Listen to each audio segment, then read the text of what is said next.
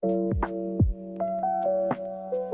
අපි කතා කරන්නේ සිංහල භාෂාවේ අපි තියෙනවනේ සාමාන්‍යයෙන් අපි එදිනෙදා කතා කරද්දී අපිට කියන්න වෙනවා ඉන්නවා, ඉන්නේ, තියෙනවා, තියෙන්නේ.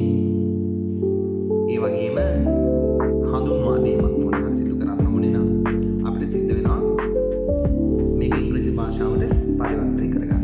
එතන අපි බලමු අද කොහොමද මේ ඉන්නවා, ඉන්නේ, තියෙනවා, තියෙන්නේ ඒ වගේම හඳුන්වා දීම් කරන්න ඉංග්‍රීසි භාෂාවේ මොනවද භාවිතා කරන පද? මොනවද භාවිතා කරන වචන?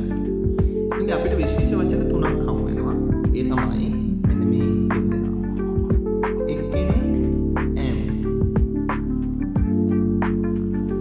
අනිත් එක්කෙනා is, අනිත් එක්කෙනා are.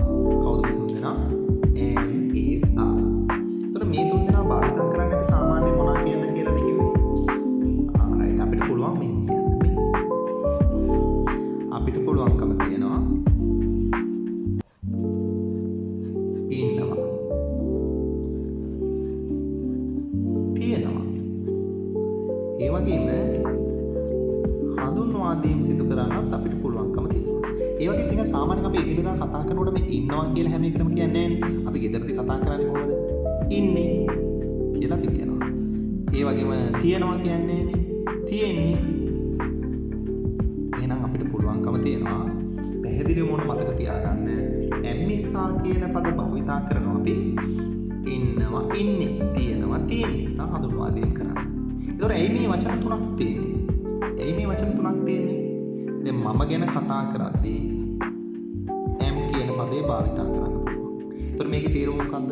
මම ඉන්නේ, මම ඉන්නවා. එතකොට ඕනෑම ඒක වචන පදයක් එක්ක සිංගියුලර් සබ්ජෙක්ට් එකක් එක්ක.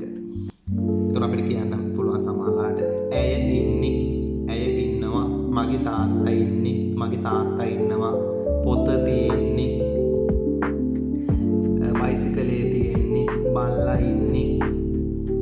එතකොට නංගි ඉන්නේ. ඔය වගේ කියන්න පුළුවන්. එතකොට සිංගියුලර් නම් අපිට පාවිච්චි කරන්න වෙන මේ ක්‍රියාපදේ තමයි is. දැන් උදාහරණයක් විදිහට තාත්තා ඉන්නේ. My father is. මගේ තාත්තා ඉන්නේ. My father is. පොත තියෙන්නේ. The book is. අන්න ඒ වගේ.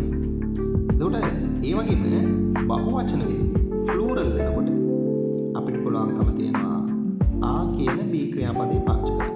දැන් උදාහරණයක් විදිහට අපි කතා කරමු. ඔවුන් ඉන්නේ. They are. ඔයාගේ පොත් තියෙන්නේ. Your books are. ඉතින් මේ විදිහට අපිට පුළුවන් am, is, are කියන B ක්‍රියාපද තුන භාවිතා කරන්න. දැන් අපි බලමු උදාහරණයක් විදිහට.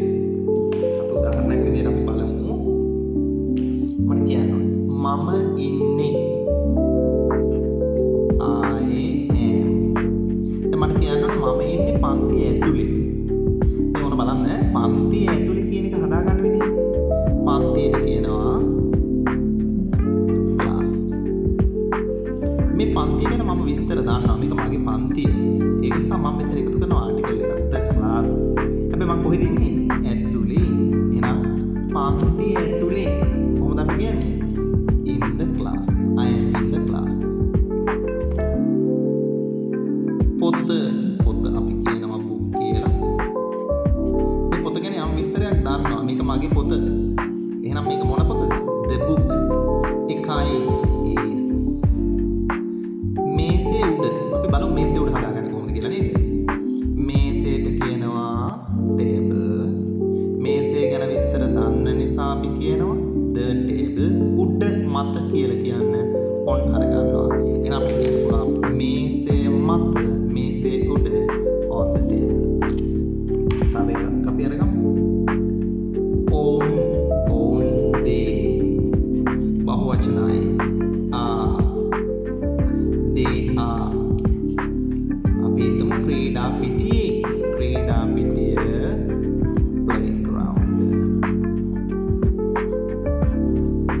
අපි නිතර ක්‍රීඩා කරන playground එක the playground. දන්නවා. තුල in the playground. එහෙනම් ක්‍රීඩා පිටියේ. right. එහෙනම් අපි බලමු වාක්‍ය තුන. මම ඉන්නේ පන්තියේ. I am in the class. එතකොට අපිට පේනවා I am. පොත singular ඒක වචනයි. පොත තියෙන්නේ. The book is. ඔවුන් බහුවචනයි. ඔවුන් ඉන්නේ